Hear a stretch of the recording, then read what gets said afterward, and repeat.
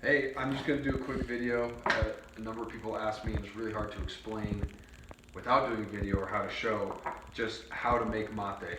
Um, so just, it's funny, the one that I'm going to do right now is not actually the mate, the actual brand that I generally drink, or from the gourd that I generally drink from. I'm using a wood one that was from my buddy. He gave it to me from Chile. He bought it from me there. And then I'm actually using some Brazilian mate, which is kind of an artisan one, but it's late at night and this is what I'm going to drink. So to make the mate, there's just some steps that you kind of got to understand to make sure you do it right. You can't just dump the herb or the yerba into the gourd and put water and have it work. That's not going to work. So what I have here is I got my yerba, got my mate, just a basic bombilla. I got a bunch of them. I'll do another video showing what all my other stuff. And then this is a hydro flask because it's just for personal use right now. And then over here I just have an electric kettle. I actually don't think this one anymore. I've been using it for a while. I don't think it actually properly does the temperatures, but I set it for 70 degrees Celsius. You actually don't want it, in my experience, you don't want to actually cook your mate or heat your water hotter than 70 degrees Celsius, but I think this actually puts it hotter, so I pull it off early. So you'll see me do that before it's actually finished. So I'll start by starting to heat up the water, and then I have this little scoop, just 2 tablespoons, I guess.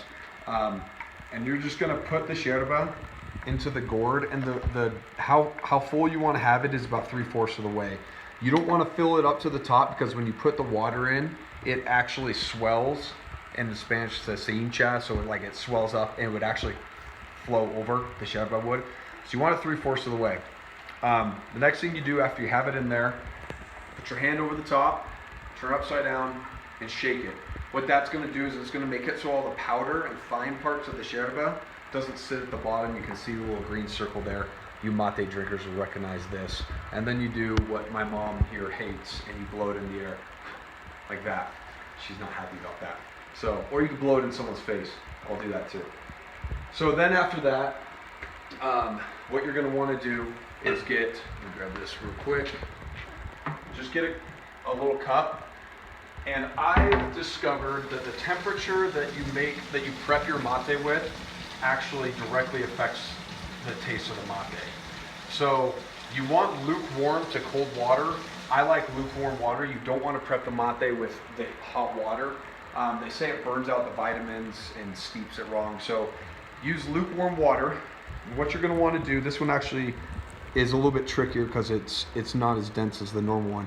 You're going to put some water in there, and I watch to make sure it doesn't go underneath it and puff up all the yerba. So my other yerba that I'll do another time, you'll see that it's easier.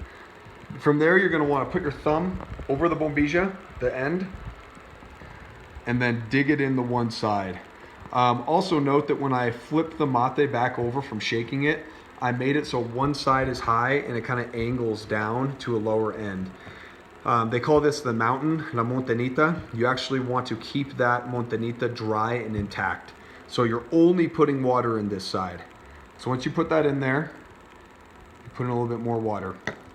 And once again, people are like, well, you want to fill it all the way up and let it sink down. With this yerba, it doesn't really work. So I'm going to let it sit there. While that's prepping, my water's done, I can tell.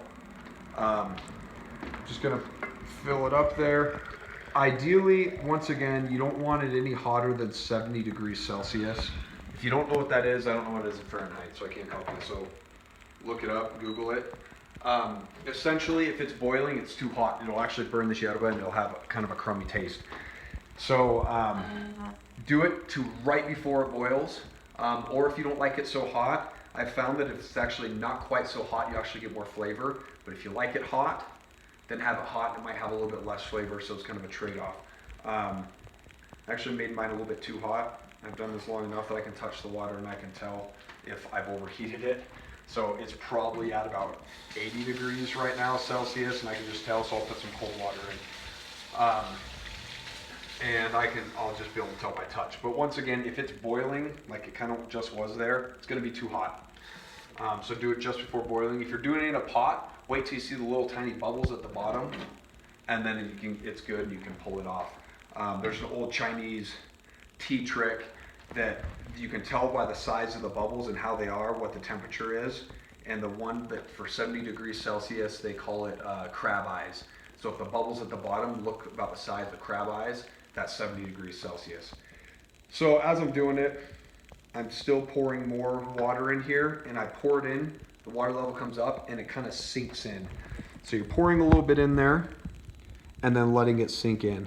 Pouring a little bit in, and you're gonna let it sink in, and eventually it's soaking it up and it's swelling up this yerba.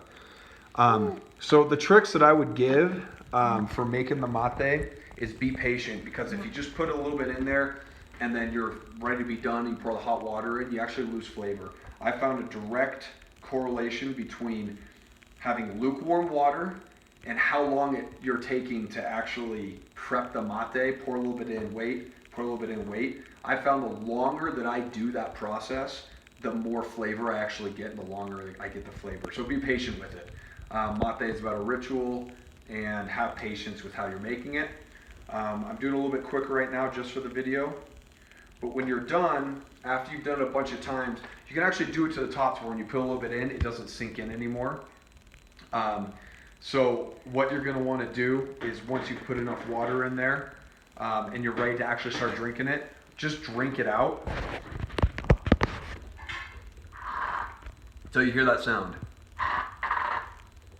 I just drink it down. People think that that's really gross to drink the lukewarm and cold water. It's not the best thing ever, but don't be a wuss and just do it. So yeah, once you drink that lukewarm or cold water out, you can spit it out or something if you're a wuss. Man, I hate how they have the open mouth on the hydro flasks to make it really hard to pour. But you just pour in the actual hot water, about like that. So you leave the mountain, la montañita, dry, and you only pour water in that side. From there, you pour it in, and you're good to drink it.